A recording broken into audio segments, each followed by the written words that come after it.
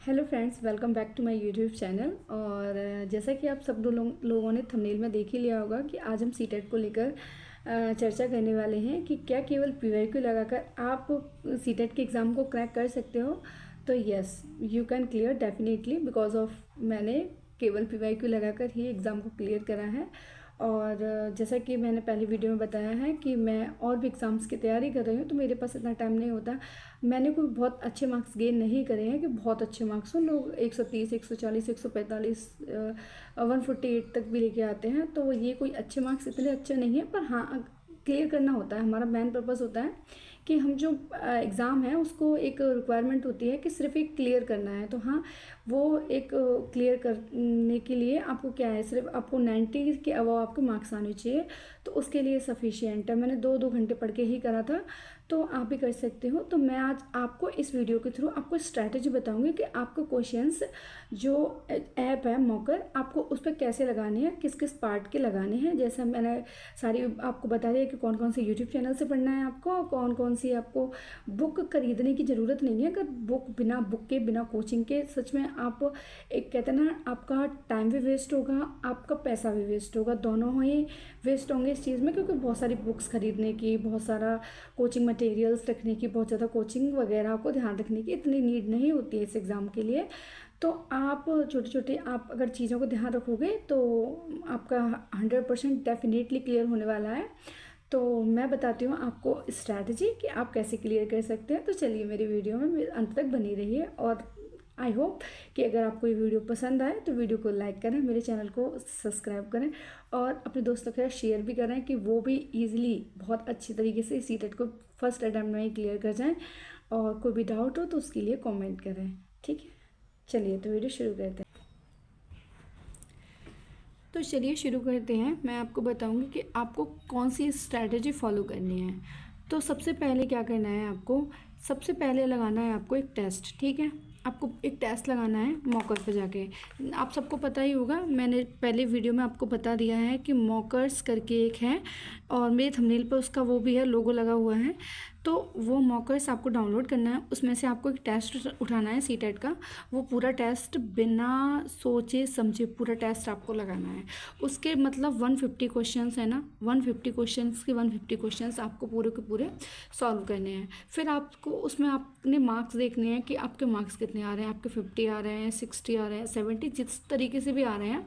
फिर उसमें ये भी उसमें सब्जेक्ट वाइज भी एनालाइज दिया हुआ होता है कि आपके किस सब्जेक्ट में, मतलब 30 में से आपके किसी में 12 आ रहे हैं, 30 में से किसी में आपके 15 आ रहे हैं, किसी में 22 आ रहे हैं।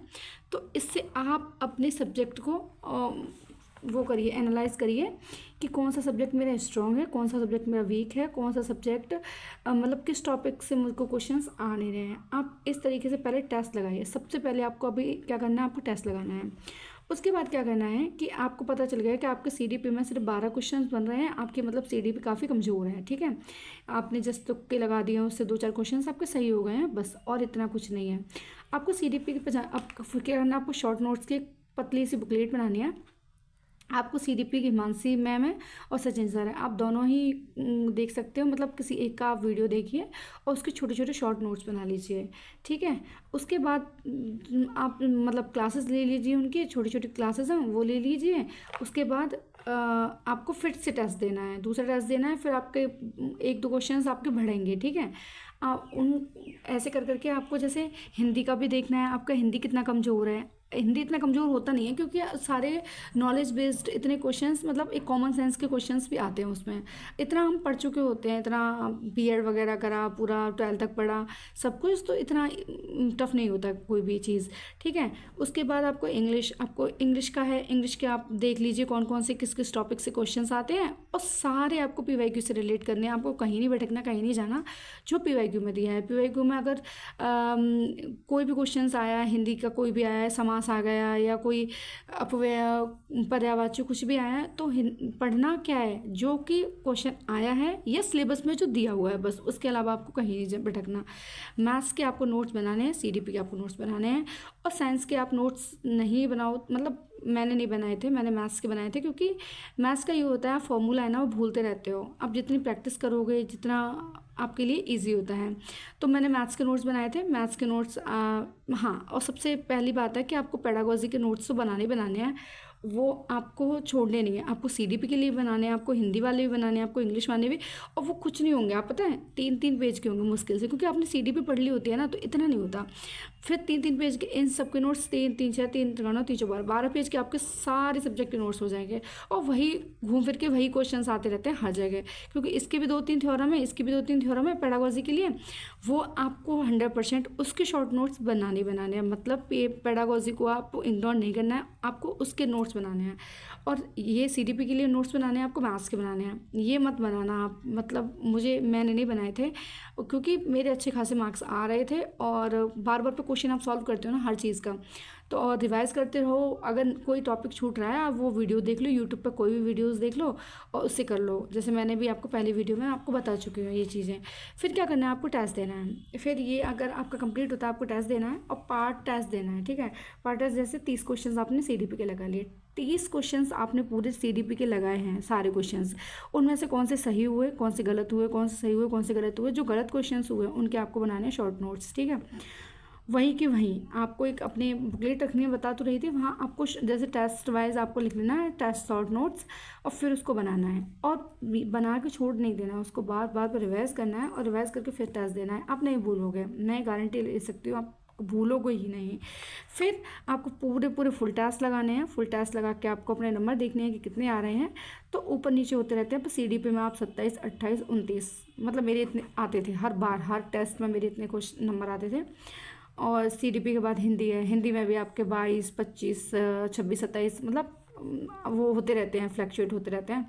इंग्लिश में भी आपके नंबर्स, मैथ्स और साइंस थोड़ा सा, मैं कहती रही हूँ जो बैकग्राउंड नहीं होता उनको थोड़ा सा टफ होता है मैथ्स को मोस्टली हैंडल करना।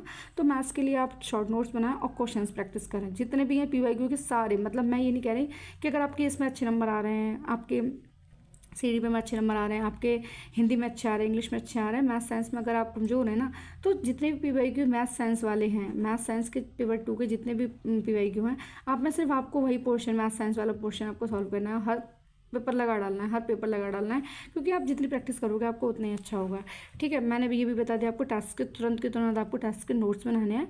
और सबसे बड़ी बात होती है रिवीजन आप जितना करोगे, आप कोई भी पेपर, मैं तो ये कह रही हूँ ये सीटेट है, कोई भी पेपर आप फेल तो नहीं हो सकते, क्योंकि revision is the key of success, आपको पता ही है। तो रिवीजन आपको करते रहना है। रिवीजन सारे नोट्स जो आपके शॉर्ट नोट्स बना रहे हो, आप टेस्ट वाले नोट्स बना रहे हो, उनके लिए रिवीजन करना होता है, ठीक है।